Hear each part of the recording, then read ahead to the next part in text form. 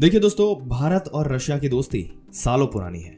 जब जब रशिया को जरूरत पड़ी तो भारत ने उसकी मदद की है, और जब भारत को जरूरत पड़ी तब रशिया ने उसकी मदद की है। लेकिन दोस्तों, रिसेंटली ऐसी खबर सामने निकल के आ रही है कि जिसमें कई तरीके के सवाल अभी यहाँ पर खड़े हो रहे हैं।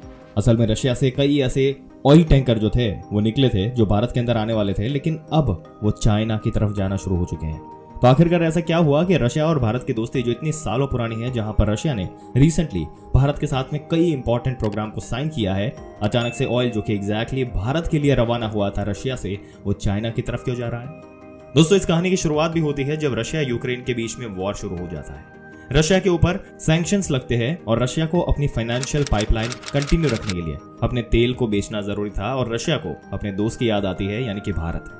और भारत से रशिया डील करता है, हम आपको डिस्काउंटेड प्राइस पर क्रूड ऑयल ऑफर कर रहे हैं। भारत ने भी कच्चा तेल खरीदना शुरू कर दिया, और खरीदते खरीदते डिपेंडेंसी इतनी ज्यादा बढ़ गई कि भारत की टोटल जरूरतों का करीब 45% हिस्सा हमने सिर्फ रशिया से इंपोर्ट कराया इन फरवरी 2022।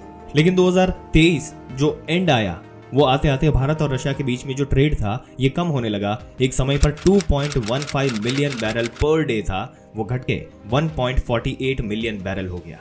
अब इसके पीछे कई रीजंस दिए जाते हैं दोस्तों। सबसे पहला रीजन तो ये है कि रशिया को पेमेंट लेने में इश्यू आ रहा था। रशिया को हम डॉलर में पेमेंट कर नहीं सकते, क्योंकि डॉलर वो किसी और देश के साथ यूज नहीं कर सकता, क्योंकि सैंक्शन ऑलरेडी लगाए हुए हैं। इसके अलावा भारतीय रुपए में पेमेंट करना रशिया के लिए बहुत ज्यादा यूजफुल नहीं रहा, क्योंकि हम रशिया को बहुत सारी चीजें एक्सपोर्ट नहीं करते, जिसके कारण रशिया आखिर इंडियन रुपीस का करेगा क्या।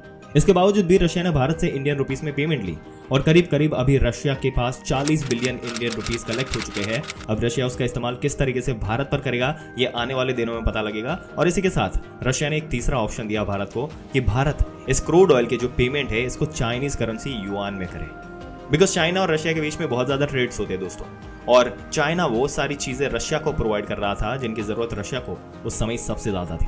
इसलिए युआन में पेमेंट मांगी, लेकिन भारत सरकार ने भी इधर से प्रेशराइज कर दिया सभी कंपनीज को कि आप चाइनीज करेंसी में पेमेंट नहीं करेंगे, क्योंकि इसके लिए हमें चाइना से करेंसी लेनी पड़ेगी, और बहुत सारे प्रोसीजर्स थे जिनको फॉलो करने के बाद हमें करेंसी मिलती। और यही बात यहाँ पर आकर फंस चुकी, जहां पर रिसेंटली रशिया की तरफ से भारत की ओर करीब 6 बड़े ऑयल टैंकर्स भेजे गए थे, और कहा गया था कि सारी पेमेंट चाइनीज करेंसी युआन में की जाएगी। और भारत ने क्लियरली बोल दिया कि ये पेमेंट हम युआन में नहीं कर सकते, डॉलर का ऑप्शन है ही नहीं, इंडियन रुपीस को एक्सेप्ट नहीं किया जाएगा। इसके अलावा दूसरे ऑप्शन जो है, इसके बारे में अभी बातें हो रही है। दोस्तों, आपके क्या विचार है जिस तरीके से रशिया और इंडिया के बीच में जो ये ट्रेड रिलेशन है, जिस तरीके से ये मोड ले रहे हैं अपने विचार नीचे कमेंट सेक्शन में जरूर से बताइएगा। इस वीडियो को जितना हो सके अपने दोस्तों और रिश्तेदारों के साथ शेयर करें, ताकि उनको भी इसके बारे में पूरी जानकारी मिले, और ऐसी जानकारी पाते रहने के लिए हमारी चैनल को सब्सक्राइब करके बेल आइकन जरूर से दबा दें।